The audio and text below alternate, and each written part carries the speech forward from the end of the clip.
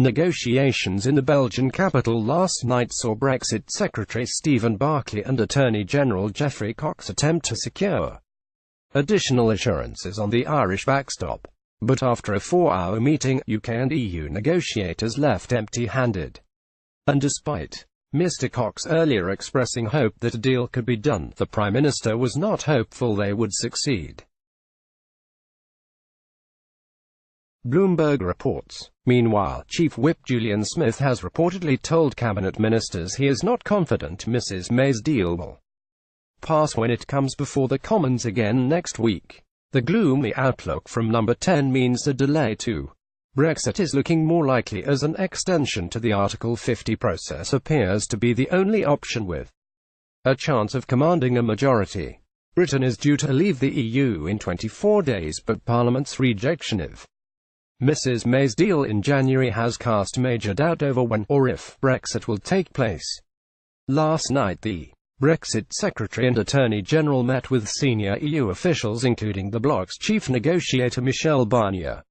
Brexit News. Theresa May is reportedly not expecting a breakthrough from talks in Brussels. Getty Images. Stephen Barclay and Geoffrey Cox left empty-handed from talks in Brussels. PA. Mrs May charged the pair with securing changes to the contentious Irish backstop arrangement, with a time limit or unilateral exit clause for the UK top of the list of demands. Despite Mr Cox declaring there had been very constrictive dialogue with his EU counterparts, the government is reportedly not expecting a breakthrough.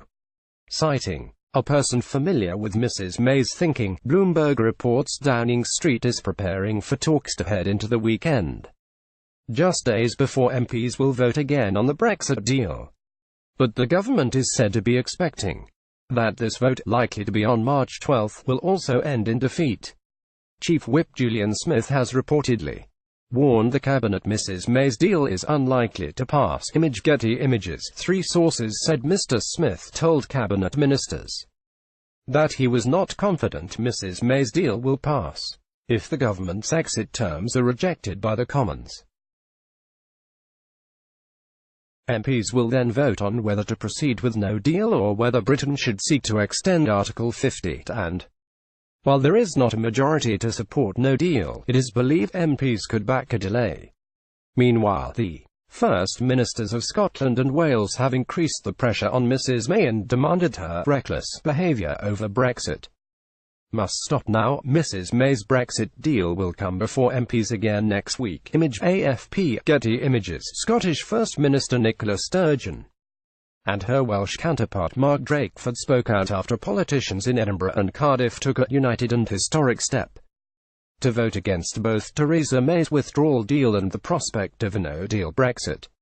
In a debate at Holyrood, Ms Sturgeon had insisted that this would be unforgivably reckless. Afterwards, the two First Ministers said, for the first time in the 20-year history of devolution, the National Assembly for Wales and the Scottish Parliament voted simultaneously to oppose a damaging no-deal Brexit. The vast majority of members across both chambers voted in agreement that a no-deal outcome would be completely unacceptable, and that an extension to Article 50 is the best way forward to protect Wales, Scotland and the UK as a whole. A UK government spokeswoman said Mrs May's exit terms represent a good deal for Scotland, Wales and the whole of the UK. The spokeswoman added, refusing to support the Prime Minister's deal simply makes a damaging no deal more likely.